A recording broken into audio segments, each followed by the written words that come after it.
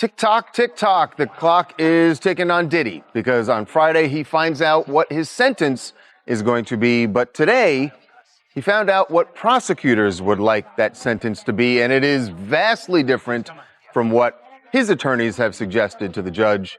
Prosecutors want him to do 11 years, just over 11 years. Now, as Diddy sits behind bars in New York fighting his sentence, new whispers echo through the industry about sealed files, secret tips, and a deal that may have been struck long before the raids began.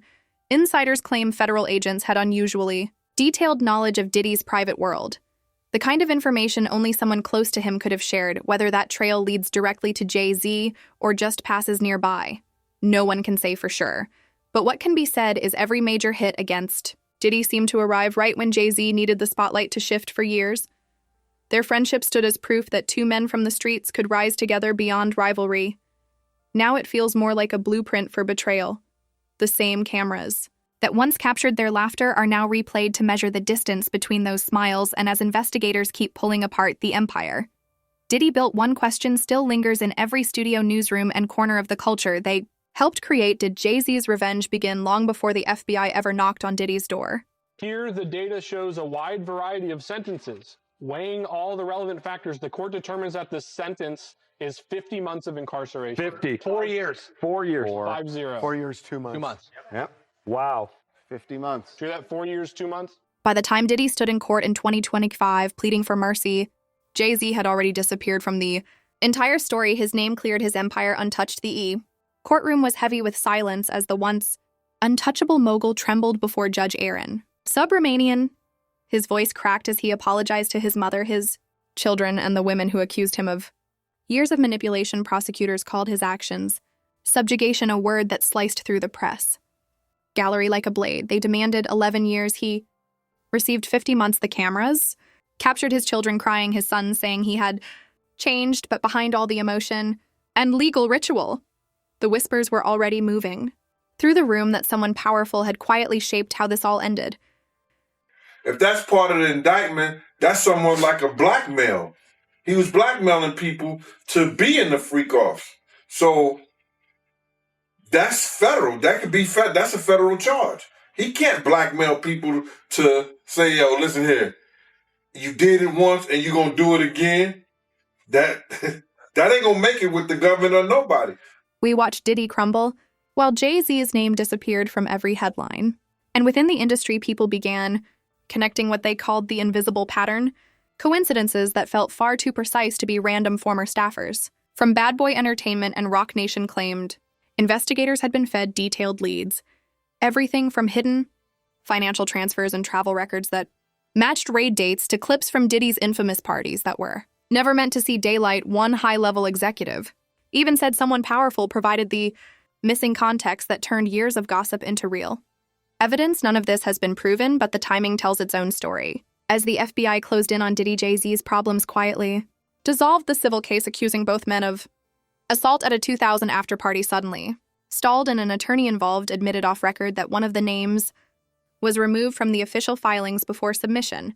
Jay-Z's lawyers called the whole thing blackmail, and within weeks, the spotlight was fully on Diddy. The symmetry was eerie, one mogul torn apart in court, the other hosting celebrity brunches as if his past had already been erased, and it wasn't just the criminal storm around Diddy that fueled suspicion at the same time. Stories of Jay-Z's alleged secret children began reappearing in strange synchronicity. A woman named Letitia Meir from Maryland claimed she'd been told her entire life that Jay-Z was her father, backed by a sister who said she introduced them decades earlier. Photos showing an uncanny resemblance spread online, but the headlines died within days. Meanwhile, another man, Ramir Sadarwi from New Jersey, kept fighting in court, insisting his late mother had a teenage relationship with the rapper in the early 90s. Each time his case gained traction, it hit a wall. Judges dismissed motions, documents were sealed, and Jay-Z's legal team labeled it all a long-running campaign of harassment. Jay-Z got his ass whooped by his sister-in-law on camera. What's her name? Solange. You got his ass. The feds ain't step in and do nothing. The feds don't care about you getting your ass whooped. As Diddy scandals exploded across global headlines with raids, court hearings, and a final sentencing Jay-Z's name seemed to vanish. Completely from federal radar, the media started calling it selective justice. How could two men once accused in the same civil case end up with such different destinies? Some said Jay-Z's empire was simply more disciplined. Others whispered he had something far more powerful: information access, maybe even quiet cooperation. Insiders claimed he shared corporate audits with authorities, framed as compliance checks but designed to reveal more than they hid. A few went further, suggesting he used those same financial reports to guide investigators toward Diddy's offshore accounts and party expenses. If any of that is true, it means the downfall of one billionaire might have started in the spreadsheets of another.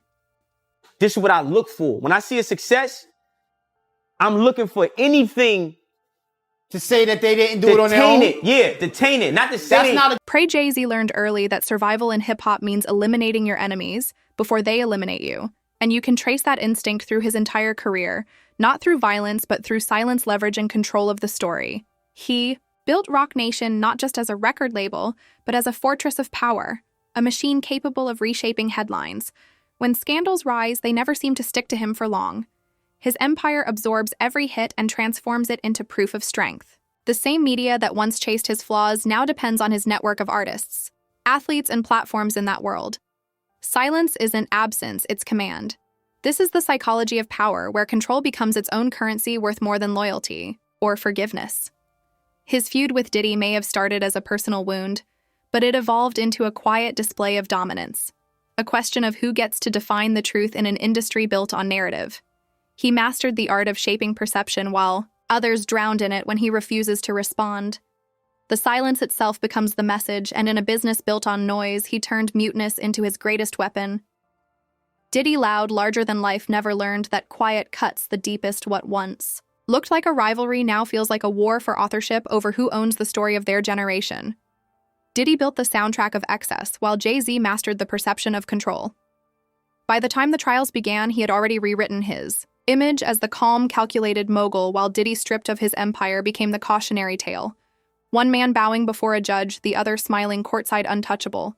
Even the old Aaliyah rumors that once threatened to resurface disappeared under headlines praising his philanthropy, his business, his family legacy.